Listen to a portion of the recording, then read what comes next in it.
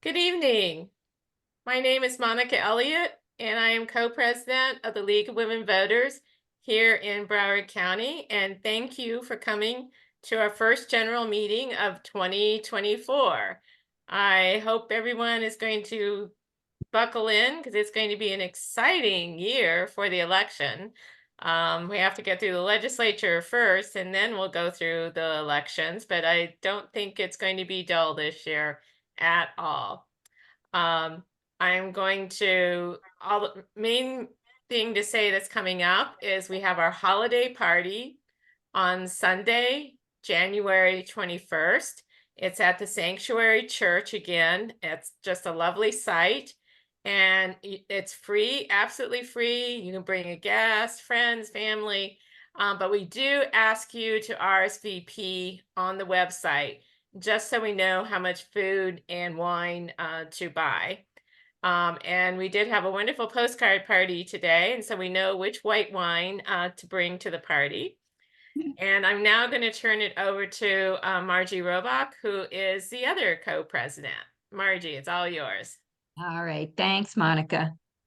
Well, we're very happy to have Dr. Sally Butzin as our guest speaker tonight. And I'd just like to give a little intro so we can learn about Sally. Dr. Butzin has demonstrated her devotion to quality education and advocacy throughout her professional life. Her educational credentials include her BA from DePauw University, her master's in reading and elementary education, and a PhD in elementary ed from Florida State University. In 1969, Sally began her professional career in education as a teacher in St. Louis and later at the FSU Developmental Research School. In 1995, she founded the Institute for School Innovation, where she served as executive director until her retirement in 2011. In 2008, she was named Distinguished Educator by the FSU College of Education.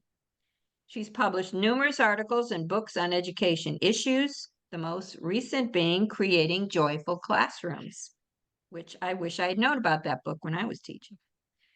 Dr. Butzin is immediate past president of the League of Women Voters of Tallahassee and serves on the State Education Task Force. Sally writes a guest column on education issues for the Tallahassee Democrat newspaper and is a frequent speaker on education issues for the League's Speakers Bureau. I'd like to remind you of just a couple of housekeeping. Please mute yourselves throughout Dr. Butzin's presentation. And if you have any questions, you can just type them into the chat and then we will go over them after Dr. Butzin's presentation. So let us please welcome Dr. Butzin. Yeah. Well, thank you very much. Excuse me, I bring greetings from Tallahassee. The legislature started yesterday, and it was very ironic that yesterday here in Tallahassee, we had a huge storm and all our schools were closed and everything, the government was closed, the post office. The only thing open was the Capitol, where the legislature was convening and Governor Santis graced his presence from Iowa to come down and give his State of the State speech. And I said it was quite synergy. The only thing that was blowing and huffing and puffing were the legislators yesterday. So don't hold me responsible for what happens in Tallahassee, but we love it here. And I'm happy to be able to present this to you, Broward folks. I've titled this presentation, The Dismantling of Public Education. This is a spinoff from an official League Speakers Bureau presentation called Understanding School Choice, which you can get from the League. But I've kind of adapted that to be a little more current and hard-hitting because I really am concerned with what's happening in public education. So let's go back to see how we got to where we are. Now, some of you education majors may remember studying this gentleman in college. He's considered the father of public education. It's Horace Mann. And Horace Mann came to prominence in the late or the 1830s. And the country, of course, was really changing. This was the dawn of the industrial age, the Gilded Age, if you will. And at that time, our school system was just a hodgepodge of private schools or no schools or little home schools. And the leaders in our country, and Horace Mann being one, realized that we needed to have a more educated public if we were going to survive in this new industrial age. So he proposed what he called the covenant with taxpayers, that the taxpayers would provide universal education for all students, from no matter what their background or income, that this public education system would be non-sectarian. It would be not religious oriented, but non-sectarian. It would be run by well-trained professional teachers. And this was the beginning of some of the normal colleges that started up to train teachers into become a profession. The curriculum was to be based on the tenets of a free society, and it would be paid for, controlled, and sustained by an interested public. So this was the first thoughts about what public education should be. So that went along. We had our public education system, and then in the 50s, something happened that was Sputnik, and our country got all concerned that we were falling behind the Russians. So there was a big emphasis on putting more emphasis on education, especially science. Then in 1983, a very major report came out called A Nation at Risk.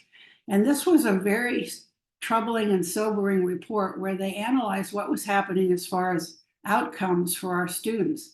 And it was pretty sad to see how far behind our kids were getting. So again, there was a big push. Oh no, we've got to do something. What are we going to do? And I put this slide in because I think for those of us of this generation who grew up, became of age in the feminist era, this also had a real impact on public education, because at the dawn of this age, as young women began to have more opportunities than just being a secretary, a nurse, or a teacher, the teaching pool really thinned out as far as really these highly qualified women that used to be able to go in and become teachers. Well, this went on again, people were concerned. And then in 2002 came No Child Left Behind. And this was a bipartisan bill, and it was actually Ted Kennedy was behind it with George W. Bush. And the idea was that they talked about the soft bigotry of low expectations.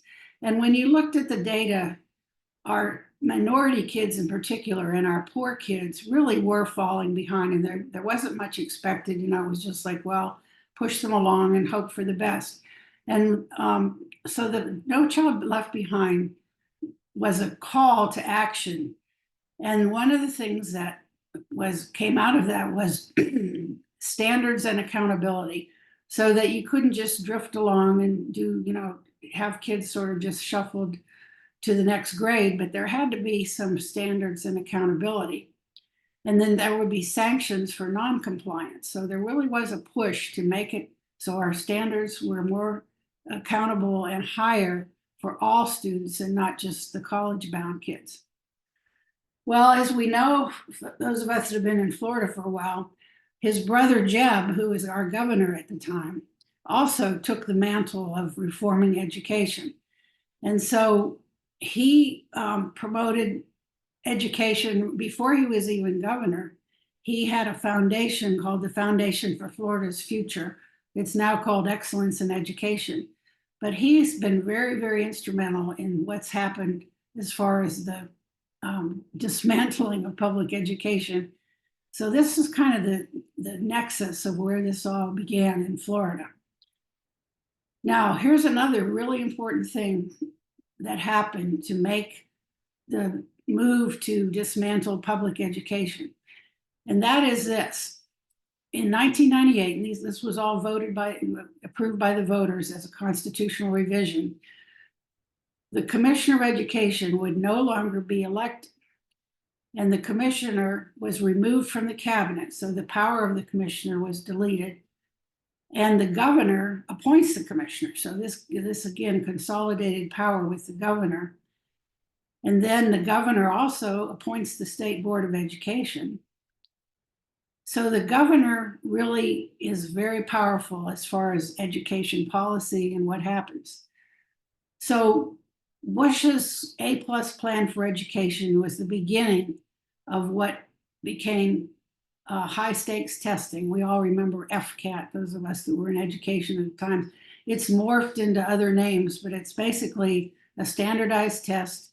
High stakes, meaning if kids don't do well, the school loses its grade. You know, this is when, under Bush, is when they started giving schools A, B, C, D, F, so that the schools were labeled according to how well the kids performed on these tests. This was also where the reading, there was a new requirement that if a third grader was not reading to at least a minimum level, they must be retained and not passed on to the fourth grade. So this was really taking reading very seriously. Teachers began to be rated and were given bonuses or bad ratings, again, based on these test scores. So testing became the real strong push. Everybody was aware that you better do well on these tests. And then the other thing that started, and this is where we're getting to where we are today, is school choice. And that's where it was first, where if you were in a school, in a district public school, and you wanted to go to a different school, you were allowed to do that, because before you had to only go to the school where you were zoned in, where your neighborhood school. But now you could have choices to move to another school, assuming that there was space available. And then this was the beginning of what were called charter schools. And charter schools were originally designed to be innovative and to try things differently that the regular schools were not doing. And so charter schools were kind of spin-off schools that were run by the district, but they could do some more innovative work. Then in 2001 was the real beginning of the end, as far as when we started to chip away at public education. And of course, the League of Women Voters believes that public education is the bedrock of democracy. And that's why it's such an important issue for the League, that we have got to have high quality public schools if we're going to save our democracy. However, the school choice people started to see, there were some opportunities here to get kids into private schools, because there's also a philosophy of some people that private is always better. So under Jeb Bush, they created what they called the Florida Tax Credit Scholarships, because the main reason was because many of these private schools that wanted to get these vouchers were religious schools. And of course, our US Constitution has a mandate against the separation of, requires the separation of church and state. So the way that was very clever, what they did was, instead of taking the money out of the general revenue tax dollars, they instead came up with this scheme where corporations or businesses could divert their taxes to a private organization and call it a donation. And then they would get a dollar for dollar credit for what they should have paid in their taxes, but instead it would go to these private scholarship funding organizations, they were called. I'll talk about that later. And they could then say, oh no, the state isn't paying for these vouchers, it's this private nonprofit organization is doing it. So that's how they got around the constitutional question of separation of church and state. They were also very clever in that they, instead of calling them vouchers, which is the term we use, they use the term scholarship. So it has a certain cachet that a parent can say, oh, my child's getting a scholarship. They're not earning that scholarship. It's strictly just a voucher to use on a private education. And then, as I said, instead of the tax credit, they cleverly called them donations, so they could claim that oh, these vouchers are from donated money. And then the other thing, they call these scholarship funding organizations, and you see on the bottom of the screen, they're called SFOs. They are really money management firms, as you'll see later in the slides here, but they also call them a charity. So this charity, so-called, is giving donations for scholarships. So it all sounds very clean and nice. And the biggest one is a group on the bottom of the screen there called Step Up for Students. I'll tell you a little bit about them later. Now let's look how this voucher program has been expanding since Jeb Bush started it almost 22 years ago. So it started out very innocently, and it was intended for low-income families that were stuck in failing schools. And let's face it, you know, we don't want to say all public schools are just great, because there are a lot of, and still are, schools that aren't up to standards. And so if your child was in one of these low-performing schools and you had a low income that you couldn't afford to pay for a private school, you could use one of these vouchers to go to a private school. Then they added for students with special needs, and this is called the McKay scholarships. You may have heard of those, and that has been really probably a positive thing, because the other thing, since our public schools are so underfunded and understaffed, many students with really profound special needs were not getting the help they need. So these students would qualify for a voucher to go get special help at the private level. Then they added this a few years ago for students who were being bullied. If you felt your student when your child was being bullied, you could get a voucher to take your child to go to a private school. Then the next that started, and then if you know, just like within the last probably 10 years, they started inching up the income level. So no longer was it just for high poverty families, but they now added about I forget what percent above poverty. Basically, if you had a family income of $100,000, you would qualify for a voucher. So clearly it was not just, that's for a family of four. You were not a poverty family, but middle-class families were now able to access these vouchers. Whoops, what happened there? Sorry. So then they eliminated, it used to be that you had to be in a failing public school, but then they said, no, we'll just open it up to, you could also already be in a private school and get a voucher. And then last year, the infamous HB1, that means it was the first priority bill of the legislature, and SB means Senate Bill 2. So the House and the Senate passed this massive increase of what we now call universal vouchers. And this is where now any family, no matter what your income, if you're Tiger Woods or anybody else and you want to get a public voucher from the state, you qualify now. So the universal vouchers is where they've been heading, and now that's where we are. So let's just, the tax credit scholarships, as I say, were the first wave of these vouchers. And they were primarily for private school tuition. And this is the one where they didn't take the money out of the revenue, general revenue, but they just diverted it. So instead of going into general revenue to pay for the government and education expenses, it would go to this private organization. And that's what I talked. And now this is an interesting thing. They also added this little wrinkle, and maybe you all don't know this either, that if you purchase a vehicle in Florida, you sign all kinds of papers when you make the sale. Well, one of those papers that you're signing, if you don't pay attention, is that you are agreeing that part of your sales tax can be diverted over to one of these scholarship funding organizations. And that's been a big source of revenue that most people are totally unaware. They just sign it and say, oh, that sounds good, I will make a donation. But in fact, what you're doing is, again, diluting the tax money that the state would be getting and diverting it over to a private organization.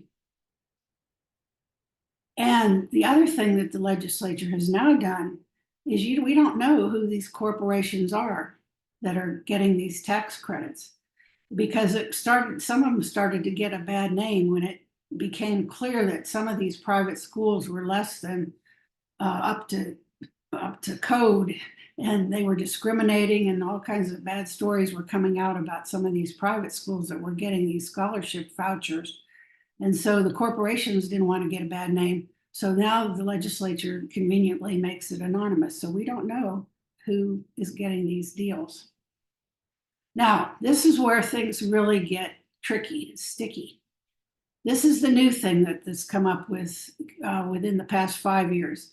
This is the ones that are really dangerous, funded from general revenue. So for the first time now, and this is money that comes right out of your school district's money. So each year the district gets a memo letting them know how much of their allotment is going to be diverted to the private organization for vouchers.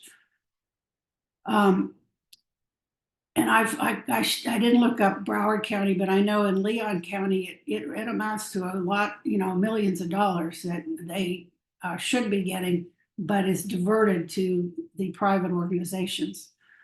And the way that they do this now is the parent gets what's called an ESA, an education savings account, and basically think of this as like a debit card.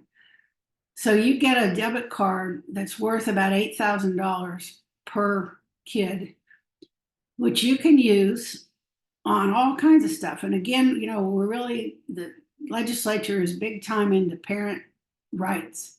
So the parents have the right to choose any number of things. And you may have heard some of the stories, and this was actually confirmed in testimony in committees this before the session started, that parents can use this money for widescreen TVs and for trampolines, calling it, PE, for trips to Disney World, calling it a field trip. So the parents have total discretion over how they're going to spend our money. And the Step Up for Students, the scholarship funding organization, supposed to have oversight.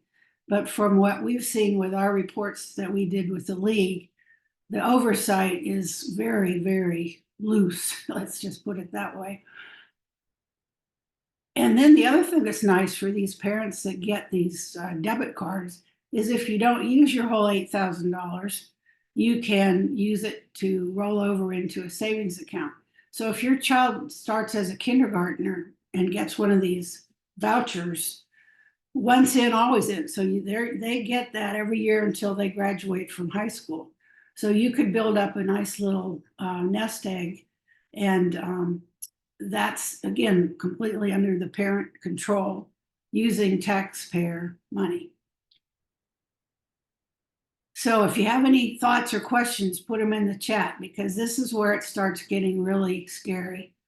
And now we have our Governor DeSantis, of course, who now is really taking on public education. And his folks at the legislature, the Republican, I know the league is nonprofit, but the fact is, nonpartisan, but the fact is that it's the Republicans in the legislature that are doing all these agenda to take down public education. And they're on record. I've heard that one of them, Randy Fine, you might know that name, he's a legislator. They have stated their goal is to completely privatize education, to have it like they've done with the prison system. And how's that working? Anyway, just some of the bills that came out of last year's legislature, and who knows what they're going to come up with this year. But last year, of course, we had the so-called individual freedom, known as the anti-woke, the critical race theory. We were indoctrinating, all this horror stories about indoctrinating kids. We had the Parental Rights and Education Bill, HB 1557, known as the Don't Say Gay bill. Parent opt-in requirements is interesting because instead of, like, for example, if you didn't want your child to have a certain, do something, like when I was teaching, if you didn't want your child to participate in a certain activity, you could opt out. But now they've changed it where you have to opt in.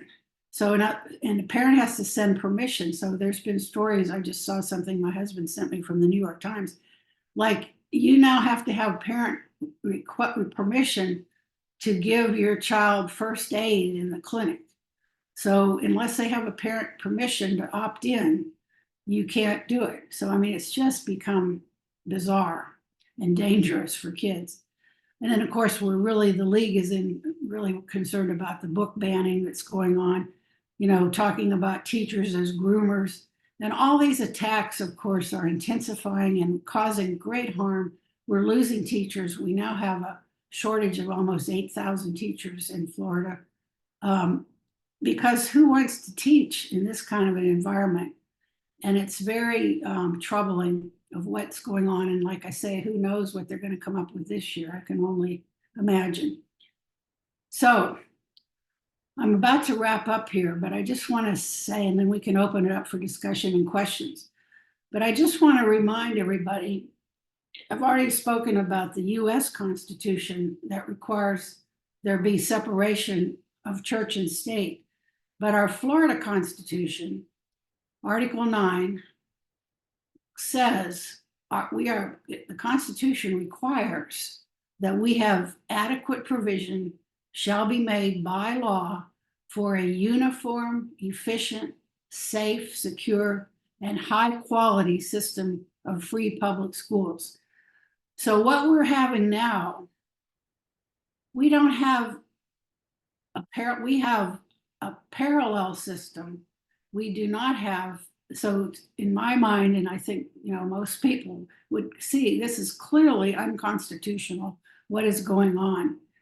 So what we have now is 3 parallels, with the private one growing by leaps and bounds, with the stated goal of the current folks in power, that's where we want to go, is to a private system.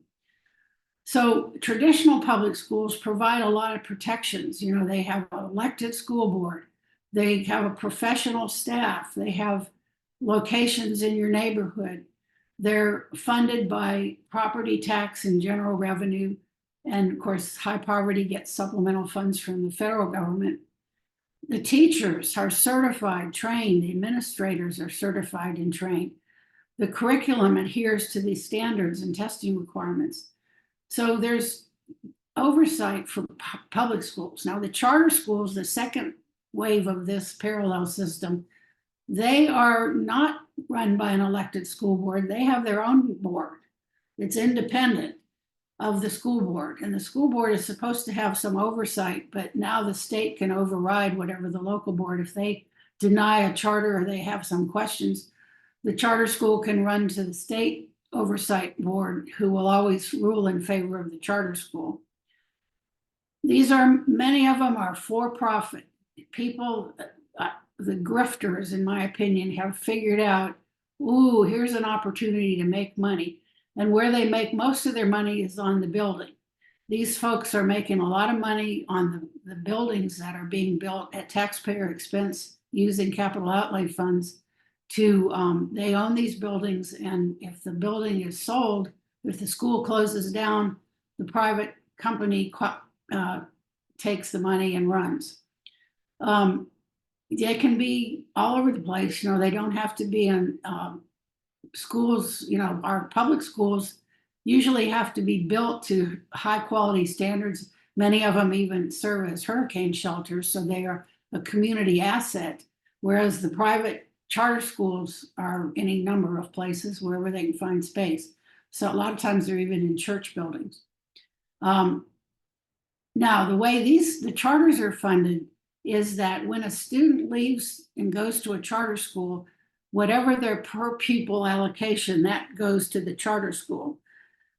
So when the charter school students leave, I mean, when they go to a charter school, does make a financial impact on the school that they left, because that's less money, even though the school still has all the same fixed costs and have to pay the teachers and everything else. So it's a financial burden to the district schools for sure.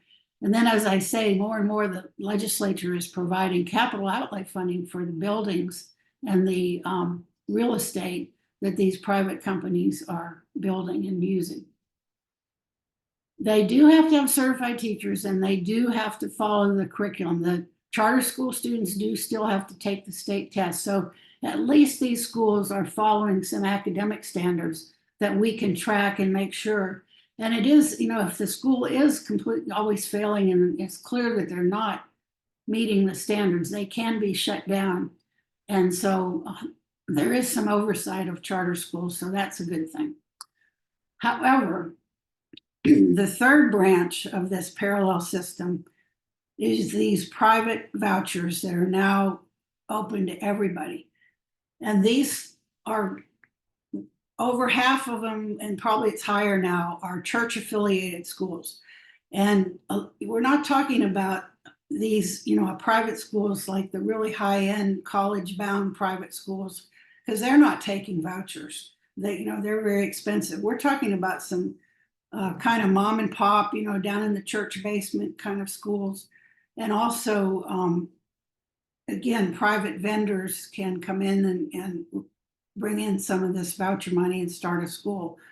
They can be any number of places. And look here, homes. Homeschooling is now eligible for these new universal vouchers.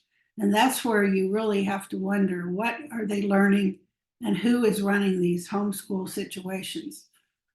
And as I said, this is how they're funded. And a lot of it now is coming directly from your district, is being dinged for the money that's going to the private organization.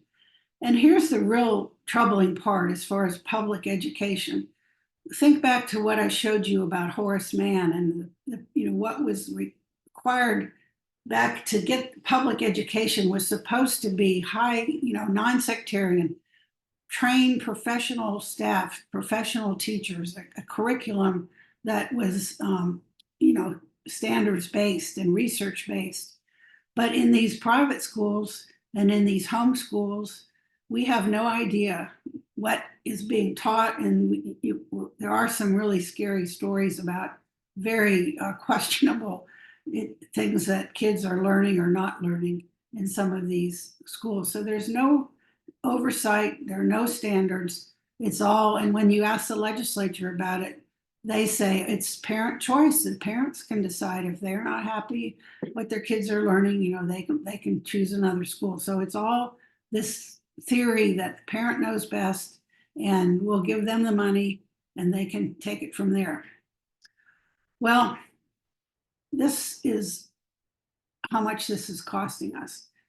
This current school year, the vouchers are range from $8,000 to $10,000 per student. And so $10,000 is if you get a voucher for a special needs kid, because they do get a little more money. But the typical voucher is worth $8,000.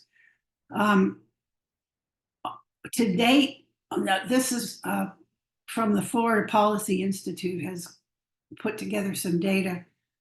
So far, 1.4 million has been redirected to these private so-called scholarships.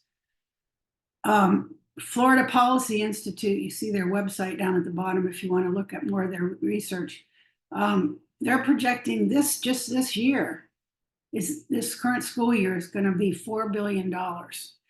And Step Up for Students still has not revealed exactly what's going on. But we also know that now that they've expanded the universal vouchers to any income level, 70% of what's been awarded so far, and this is documented by Step Up for Students, these are students who are already in private school. So it's a nice little subsidy. I know a personal friend that has 2 children in a Catholic school here. And so she's got $8,000 per kid to cover part of the tuition that the parents were paying already. So and we're also hearing stories about the private schools. They're raising their tuition by $8,000 since now they can get this extra coming from the state. I mentioned this group. This is their building. I went and tracked them down. They're located in Jacksonville. They're huge because, you know why they're huge? Because every voucher of $8,000 to $10,000, they get 3% of it. And they can use that money for not only, the administrative fees, and as you might expect, they have a well-connected, politically savvy board of directors. And they can use our money for marketing, public relations. I see them up at the legislature. They also are very connected with the vendors of all the school supplies. And in fact, on their website, they have a link called the Scholar Shop, where a parent can go in and use their debit credit card voucher to just link right into vendors who are selling school supplies that they can buy directly through Step Up. And then they're using our money to lobby. And if you ever come up to the Capitol, and those of you that are coming up for lobby days, you'll see them in their suits and their fancy lobbyists who are up there asking for more and more funding. And they're very clever. They bring busloads of kids up from some of their private schools who come in and talk about how wonderful their school is and how happy they are. It's very compelling, really very effective lobby. And again, that's because they're using the money that's coming from us taxpayers to do this. And then we don't even know, they only are audited every 3 years, but who knows if they're doing what they're supposed to be doing, because the DOE doesn't even have any oversight, Department of Education. Our task force that worked on our investigative report about this group, when you try to contact the Department of Education about any problems that you hear about, their answer is, well, that's private. That's Step Up for students. They're private. We don't have anything to do with them. So it's a real scandal. So I'm closing with this report, this picture, which I think is very telling. And I think you will see, I hope I've shown you how we've gone year by year by year by year. And each year they've chipped away, added a little more, until now we're really on the precipice of a crisis. I mean, we are in a crisis. Teacher shortages, the money isn't there, and it's why I call this the dismantling of public education.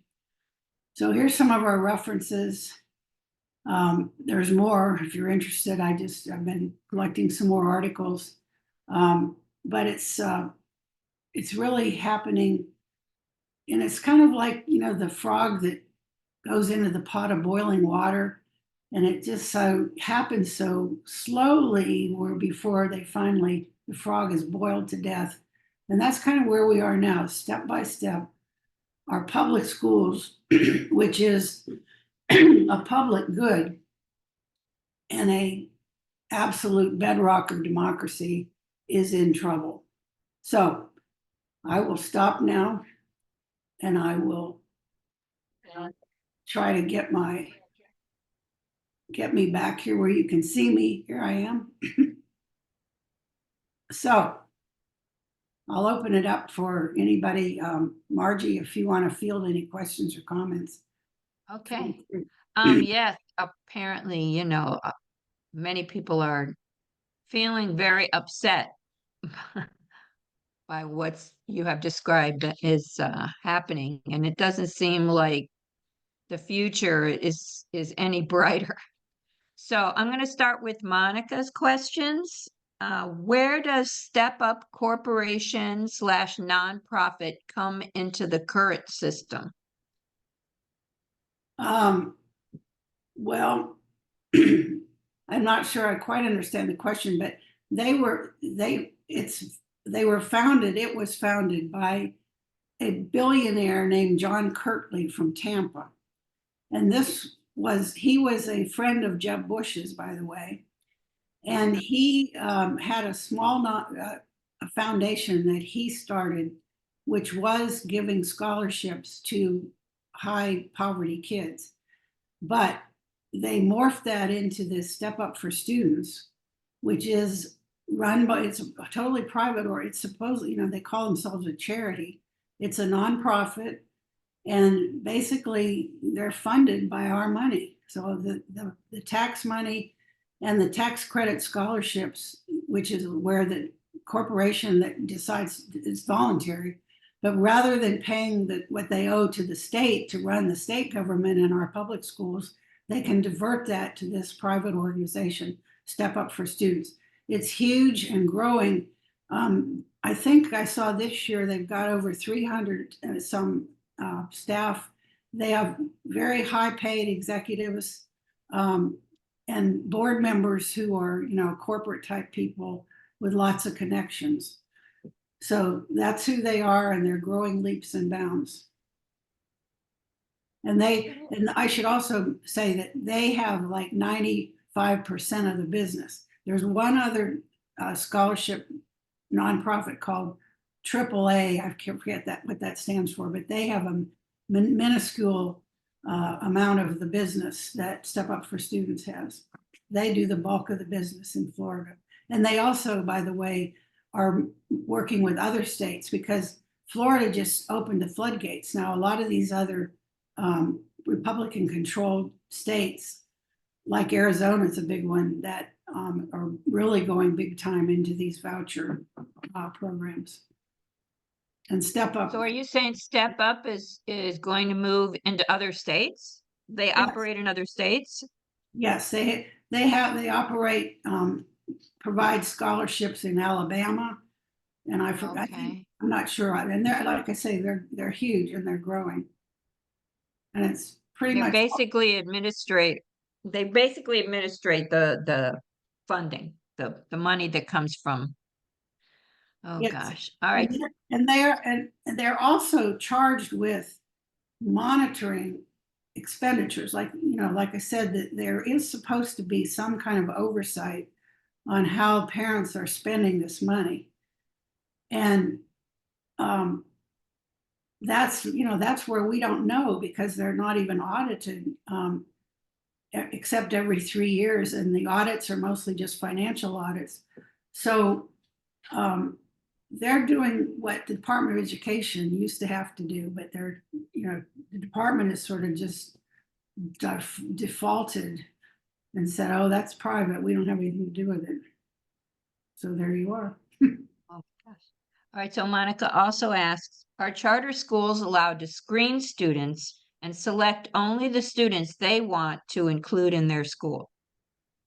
They're not supposed to. Now, private schools, of course, can, and that's where there's been, kids with disabilities and with learning issues can be excluded. They don't have, or if they don't want certain races to come, they don't have to take them.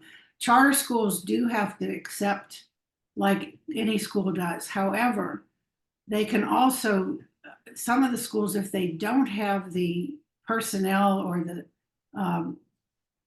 wherewithal to accommodate the special needs kids, they can basically, just say, we just can't, we don't have the wherewithal to help your child.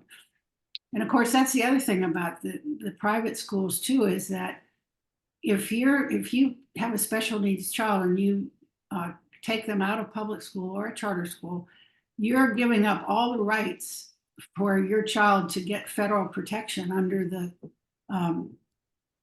they have, they're supposed to have an IEP, an independent education. Mhm. So a lot of parents aren't aware of that either, that it's really, they can go in and the school can say, oh, yes, we can accommodate your child.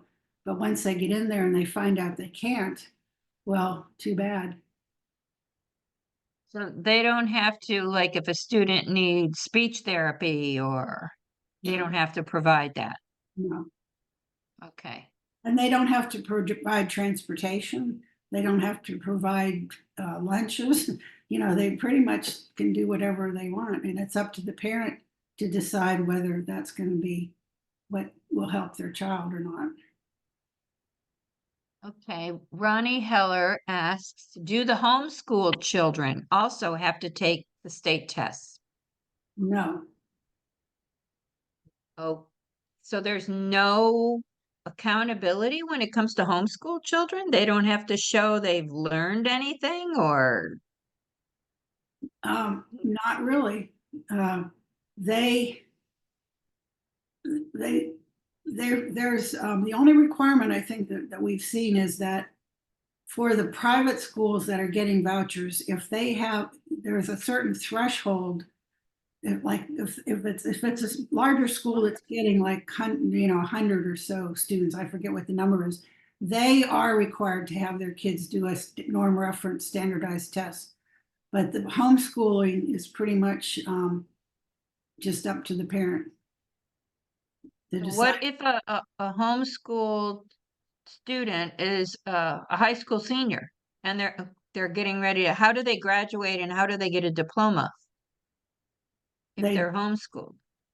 Well, I don't think they can get a regular diploma. They would have to, I guess a college would just have to admit them based on if they took the SAT or something. But Okay. homeschooling is pretty unregulated and when I was doing Lobby Corps last year, the homeschool people were all up there to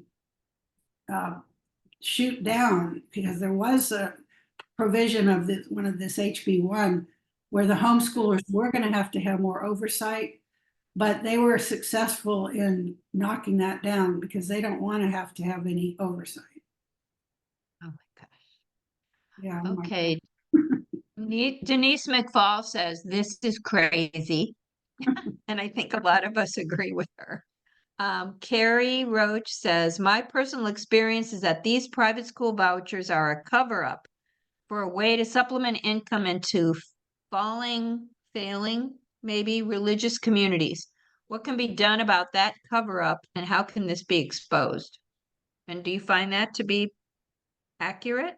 Yes, I just read an article, in fact, about that a lot of this is really propping up struggling churches, and so it's like if you start up a little preschool or not preschool but a school in your elementary school in the basement of your church or your little struggling church, and you pull in 20 kids at $8,000 a piece, that's a nice little nest egg or a little chunk of change to get your church budget up a little bit. So yes, and I'll tell you, I think the way to expose this is things like this tonight, where we need to have speakers go out to civic groups, Kiwanis Club, Rotaries. Most people are totally unaware of what's going on, and I've been trying to make. I've sent our report to 60 Minutes, and I think to the Orlando Sentinel and maybe your paper down there. But I think what's going to need to happen is a news organization with some funding and some resources is going to have to do an investigative report on this, because I think there's just such, there's just not the awareness. And it all sounds good, oh yeah, parents should choose what's best for their children and parents always know best. But of course, when I hear that argument up at the legislature, I think of the 16,000 foster kids we have. How what kind of choices are their parents making? Yeah. So we have a duty to protect our children. And yeah, sure, some kids are lucky to have parents that are making good choices, but that's not necessarily every child's opportunity. Mm-hmm. Well, there was a editorial in the Today's Sun Sentinel. Maybe it was in your paper because it was by the Florida PTA president. And it was all of what I've heard you say many times, Sally, about how the Florida Constitution says we have to have a uniform high quality education. It's promised in the state constitution, and how the legislators have to step up and provide that and do right by the children in the state of Florida. So if you haven't seen that, I mean, it sounded like, she was channeling you actually, and what Well, I've heard you say. I And other, didn't see that, but that's, see, the other thing that this really should be challenged in court, but it's very, very expensive, as those of us in the league know. I mean, the league has spent millions of dollars on legal battles on voting rights. So somebody with some deep pockets really needs to take this to court.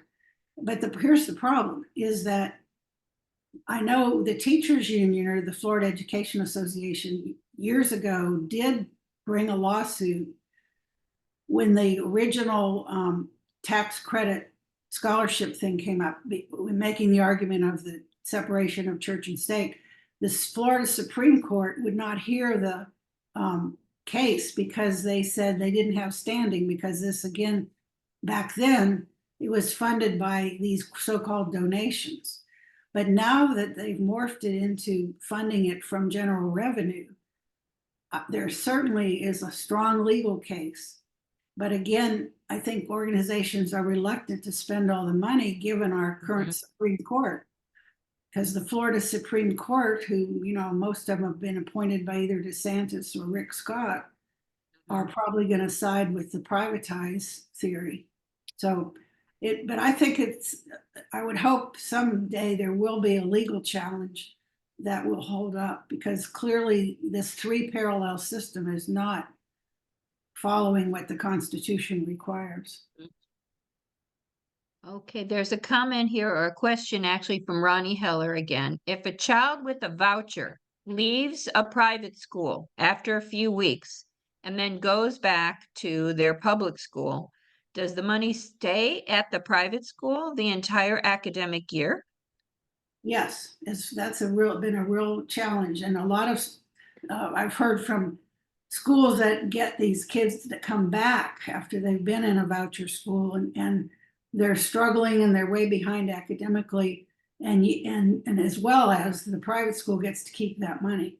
And that's something that has been brought up by trying to get some amendments to some of these bills, because that's so unfair. But right now, that's the way it is. Oh, gosh.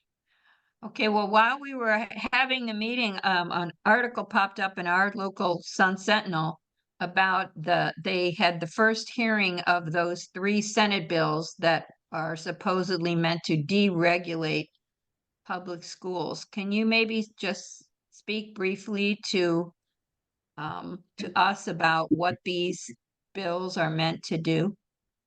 Yes, I know a little bit about them. It's HB 1000, 1001, and 1002, if you want to look up the bills. And they call it the deregulation. And the districts, the superintendents are all excited, and they're behind it. And the league, our task force, I think, Margie, I don't know if you were at the meeting, but we were looking into that. But from what we can tell, what they're doing is they're really just kind of lowering the standards for the public schools, in my opinion, rather than raising the standards and making the private schools and the charter schools come up, have higher standards. They're just letting the district schools have, like, teacher certification requirements are being lowered. Kids, the 3rd grade retention thing is going to be removed, where a parent can override that, which I'll agree with that. They're eliminating the requirement to pass Algebra 2, and I think there's Algebra 1. Yeah. And there's some other course, that geometry or something. It's the ELA, the English, the 10th grade ELA. Right. So and then the other thing that, of course, the league is concerned about is the lowering the age where kids can drop out. And then they're also trying then to make, child labor more possible. So we can see this horror scenario of, more kids dropping out because now they can get a job that, that looks more attractive to them than staying in school. But it's, again, there's a few little good things about it because it is taking a lot of the paperwork and things off of what the districts don't want to have to do. And you can understand why they would like that. But in general, I just think it's a little bit troubling. The other thing that there's a bill that I have a group that's been looking into this HB 1000, which is also, it kind of is like Step Up for Students light. I'm worried about it, in that they're authorizing a brand new organization called the Institute for something or other that's going to be able to set teacher standards and teacher certification requirements. And it's really kind of taking over the role of the Department of Education. And that's, who knows what they're going to be up to. So there's little hidden things in there, but it's one of what they call a train bill. It's a huge thing. It's like 80 some pages, and it's got all, like all these different things. And there's maybe like 5 or 6 that are really good. And then the other ones are like, uh-oh. So you have to take it all or none. And that's what happens. Yes. Well, the article talks about apparently that there is a big movement though for people, some of the senators want to keep that 3rd grade reading test, even though that's the part of the bill that the state league was in favor of getting rid of that. So I don't know what's going to happen with that. There also, somebody proposed that they were going to start charging people who made more than 5 challenges to books, to library books in a school in a year, that they were going to start charging them $100, like, administrative kind of fee. Every time they made a challenge for a book. I can't see that passing, but somebody has proposed that, and that they'll get the $100 back if the challenge is approved and the book is removed. But if the challenge fails, then they lose their $100. I guess they're trying to discourage certain groups from coming up with these big blanket, like a list of 600 books right. that they want removed from school libraries. So those are some interesting bills that we should be looking at. I think there are some bills that were proposed that would counteract that, don't say gay bill and the anti-woke. I mean, is there any movement, or it's only been a day, but do you think there'll be any movement to fight back about those kinds of bills that seem discriminatory? Well, often, Democrats will propose some of these things or amendments at least, but they usually have no chance because they're such, they're in the minority. So they don't get much passed. There is a good bill that we were talking about this in the league on our meeting. For example, there is a bill that's been proposed to make sure that the charter schools that are getting this capital outlay money have to meet certain standards, and if they do close, they have to give the money back to the district. So that's kind of thing, but again, it's proposed by a Democrat, and I don't even know that there's a companion bill, so it probably has no chance. So the Democrats try to put in amendments or try to put in some bills that will protect some of these things, but they never have a chance. Okay. Does anybody else have another question? Or anything we didn't talk about? All right. So, Sally, in conclusion, what do you see as the future of public schools, at least in this year and maybe for the next couple of years? Do you see it's just going to be more of the same? Or is there any pushback anywhere that will help? I hate to sound, totally pessimistic, but unless there's some major scandal that's exposed that wakes up the public, I just think we just keep down this path. And the really troubling thing to me is the teacher shortage and the fact that we have fewer and fewer highly qualified teachers. And as we all know, no matter whether it's a charter school, a private school, or a public district public school, the teacher makes the difference. And without highly qualified, effective, motivated teachers that know how to make learning fun and challenging, I think our kids are struggling. And the other, the other thing, I don't know if you have this in your district, but there have been reports of just chronic absences. Kids just are not showing up. And I think a lot of it is because school is just such a miserable place, and they're being taught by these permanent substitutes that have no training and no techniques and how to make learning fun and interesting. And it's a chronic situation. And I think, our legislature and our leaders think the solution is just privatize everything. We've seen how that worked with our prison system.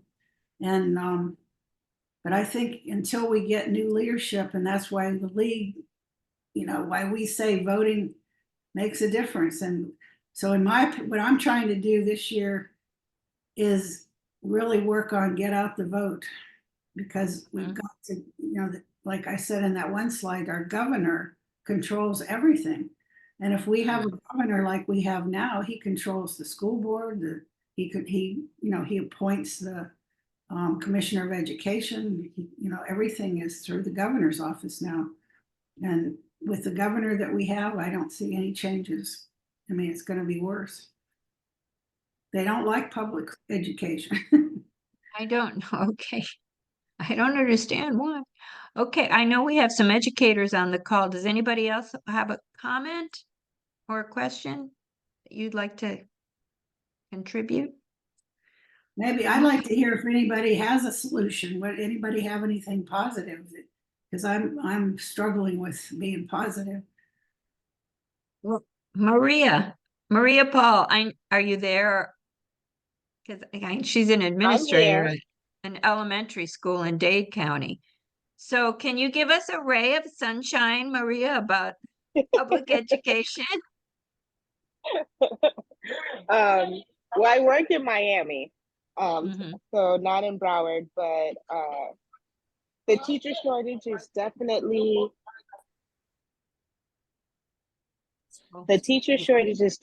a problem. It doesn't matter what type of school you're at, whether it's a top tier A school or a struggling critical school. You will find teacher openings throughout all levels, elementary all the way to high school. I know I came halfway through the meeting, so I didn't get to hear the first half of it. I will say there are still great teachers teaching in the classroom. I've had an opportunity to actually tour a couple of charter schools, and just like public schools, it's a whole spectrum when it comes to charter. Very different on the type of rules and regulations that they can do. I've seen charter schools that do follow the same curriculum that Dade County Public Schools follows. And I know of charter schools where they're more lenient, where they're actually giving incentives, like incentivizing parents to register their child there, even offering parents like $100 if you register your child to our schools. Yes, I'm very familiar with a few schools like that.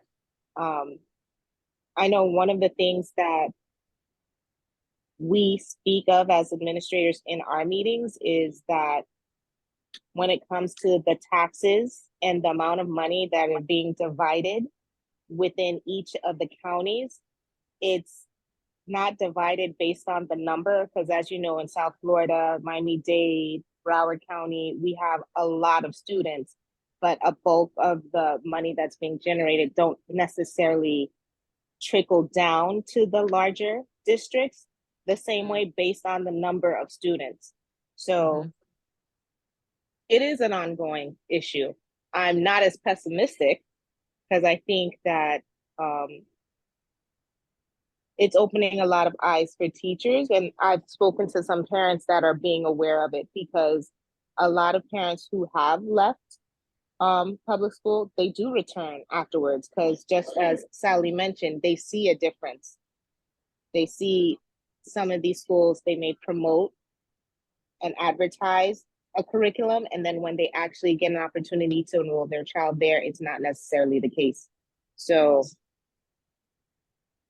I think we have to wait and see. I don't necessarily think it's like doom and gloom, No, but I do think it's a yeah. pendulum. Yeah. Yes, but you're right. There's still, I mean, I still have a lot of friends who are working, and they have the same commitment and the drive and the passion that we all had when, well, of course, I'm retired, so, but Yeah.